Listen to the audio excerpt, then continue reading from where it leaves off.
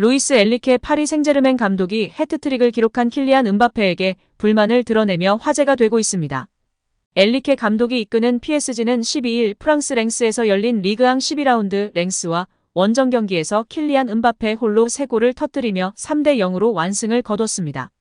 이로써 승점 3점을 보탠 PSG는 니스를 밀어내고 리그 선두로 복귀했습니다. 단연 주인공은 음바페였는데요. 음바페는 경기 시작 3분 만에 선제골을 터뜨린 뒤 후반 14분과 37분에 골을 추가 해트트릭을 완성했습니다. 하지만 엔리케 감독은 경기 후 뜻밖의 소감을 내놓으며 화제가 되고 있습니다. 그는 음바페의 해트트릭에 대해 나는 오늘 음바페가 별로 마음에 들지 않는다면서 골에 대해서는 할 말이 없지만 이라고 밝혀 관심을 모았는데요. 이어 그는 하지만 그는 좀 더 다른 방법으로 팀을 도울 수 있다면서 그는 월드 클래스 선수다. 우리는 더 많은 원한다고 말해 음바페가 골보다 다른 역할에 더 충실해주길 바라는 뜻을 드러냈습니다. 하지만 엔리케 감독은 그것이 무엇인지 구체적으로 말하지 않았는데요. 그는 우선 그 일에 대해 이야기해보려고 한다. 그것은 사적인 일이라고 덧붙여 궁금증을 가지게 만들었습니다. 조금 더 팀을 위해 이타적인 플레이를 했으면 좋겠다가 아니지 싶은데요. 이번 경기도 그랬고 지난 경기들에서도 조금 더 동료를 활용하는 플레이를 하거나 동료가 프리 찬스일 때에는 직접 슈팅을 가져가지 않고 내주는 것도 필요한데 그런 경우가 거의 없기 때문입니다. 그래서 지난 이강인 선수의 골에서 음바페가 흘려준 것은 기적이었습니다. 엔리케 감독은 이강인을 언급하기도 하며 팬들의 주목을 받고 있습니다. 이강인도 77분을 소화하며 팀 승리에 힘을 보탰는데요.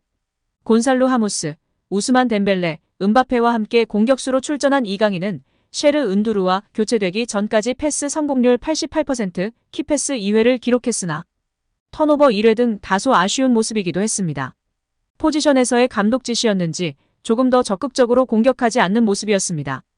축구 통계 전문업체 품목은 이강인에게 팀에서 두 번째로 낮은 평점 7.3점을 줬습니다. 소파스코어도 7.0으로 두 번째로 낮았고 후스코어드닷컴도 세 번째로 낮은 7.2점을 줬습니다.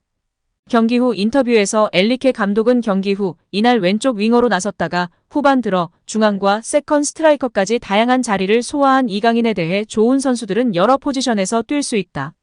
이강인은 뛰어난 선수라면서 이강인은 심지어 훈련할 때도 나를 놀라게 한다. 그는 거의 공을 잃지 않는다. 당신이 PSG 감독으로서 그런 선수들을 믿을 수 있는 기회라고 칭찬했습니다. 평점은 높지 않았으나 감독 눈에는 쏙 들었는데요. 경기 후 인터뷰를 통해 이강인이 가지고 있는 재능을 칭찬했습니다. 엔리케는 좋은 선수들은 한 포지션 이상을 소화할 수 있다. 이강인은 그런 능력이 뛰어나다라고 칭찬했습니다. 이어 이강인은 이미 훈련할 때도 날 놀라게 한 선수다. 공을 거의 빼앗기지 않는다. 감독 입장에서도 이강인 같은 선수를 활용할 수 있다는 건 행운이라며 재능 넘치는 이강인을 지도할 수 있어 기쁘다고 밝혔습니다. 이강인은 PSG 이적 후 한 포지션에 정착하지 않고 여러 포지션을 오가며 뛰고 있는데요. PSG 입단 전에는 오른쪽 측면 윙어로 뛸 것으로 전망됐습니다. 당시 PSG에는 세계 최고의 슈퍼스타 네이마르와 음바페가 버티고 있었기 때문입니다.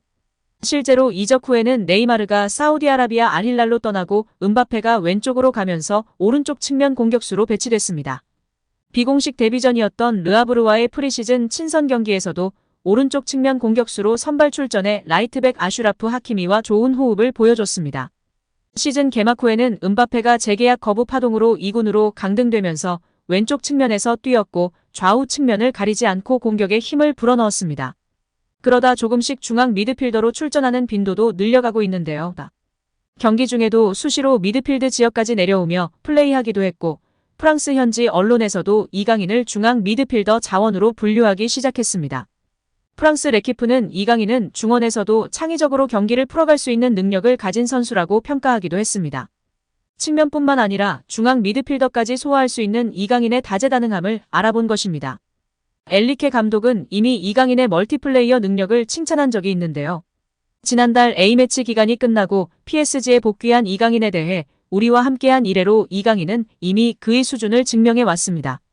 국가대표팀 활약을 포함해서 그렇다며 우리를 위해서도 그렇고 우리 시스템 아래서도 그렇고 그는 미드필더로 크는 게 우선이다. 하지만 윙어로도 뛸 수 있고 가짜 9번이나 섀도우 스트라이커로도 활약할 수 있다고 기대했습니다. 또한 이강인은 완벽한 선수다. 작지만 전방, 후방, 안쪽, 측면, 수비, 골까지 넣을 수 있는 완벽한 선수라면서 PSG에 있어 빅영입이다. 계약했을 때부터 우리는 이강인의 잠재력을 알았다고 이강인의 재능을 극찬했었습니다. 엔리케 감독의 기대를 듬뿍 받고 있는 이강인은 첫 시즌임에도 공식전 8경기에 출전해 2골 1개의 도움을 기록하고 있습니다. 부상 등으로 출전 시간이 그리 많지 않다는 점을 감안하면 이강인의 효율적인 경기력이 돋보이는 상황입니다. 이에 이강인 선수를 향한 레전드들의 발언이 재조명되고 있는데요. 최용수 감독은 이강인에 대해 걸출한 대단한 물건이라고 했습니다.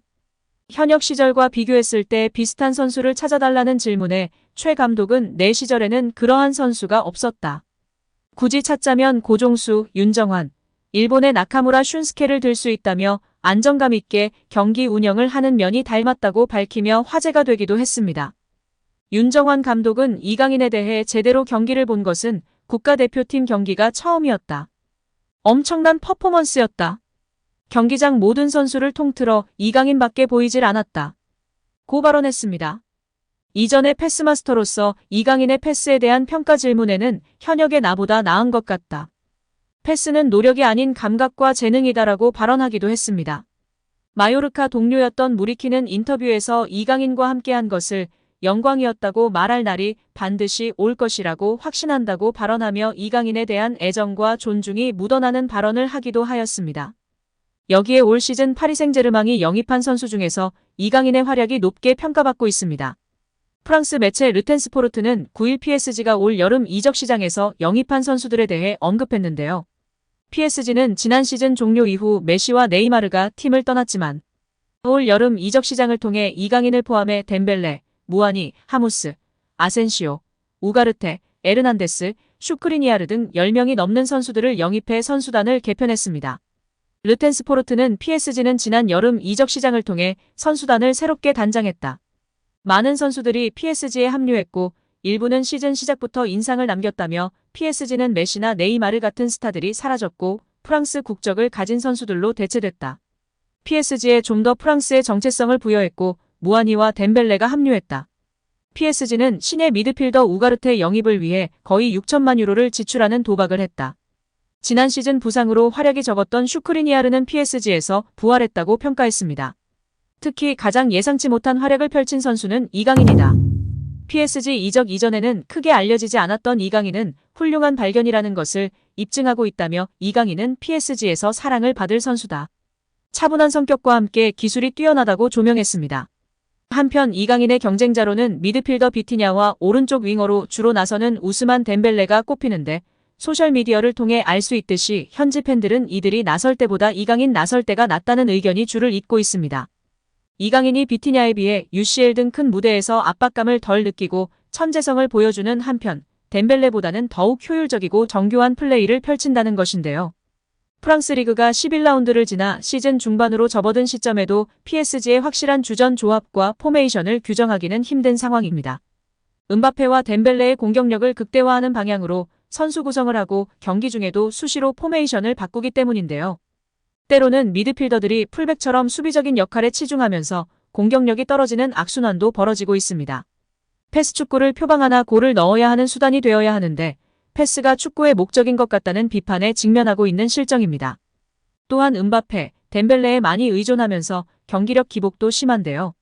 다만 덴벨레의 부진이 계속 이어진다면 엔리케 감독이 결단을 내릴 수도 있습니다. 계속해서 답답하고 재미없는 축구를 할 것인지 이강인을 중용하며 더욱 창의적이고 공격적인 축구를 할 것인지 보수적인 선택을 해온 엔리케 감독의 변화와 결단이 필요한 시점입니다. 오늘 영상은 여기까지입니다. 끝까지 시청해주셔서 감사합니다. 늘 건강하시고 더 좋은 영상으로 찾아뵙겠습니다. 구독과 좋아요도 잊지 마시고 부탁드립니다. 감사합니다.